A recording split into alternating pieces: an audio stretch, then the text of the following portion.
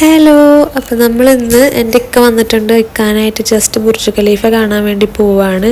4 വർഷമായിട്ട് ഇക്ക ഇവിടെ ദുബായിലുണ്ടായിട്ട് നൈറ്റ് വ്യൂ ഒന്നും കണ്ടിട്ടില്ല എന്നാണ് പറയുന്നത്. ഓരോ പ്രവാസികളുടെ അവസ്ഥ ഇങ്ങനെയൊക്കെ തന്നെ ആയിരിക്കും. ദുബായിലുണ്ട് എന്ന് പറഞ്ഞിട്ട് കാര്യമില്ല. ചിലപ്പോൾ അവർ എന്താ പറയുക, സംഭവങ്ങൾ ഇവിടുത്തെ കുറേ സംഭവങ്ങളൊന്നും കണ്ടിട്ടുണ്ടാവില്ല. കാരണം അവരുടെ ഓരോ ജോലി പ്രശ്നവും കാര്യങ്ങളൊക്കെ ആയിട്ട് അവർക്ക് അതിനൊന്നും ടൈം ഇട്ടുണ്ടാവില്ല.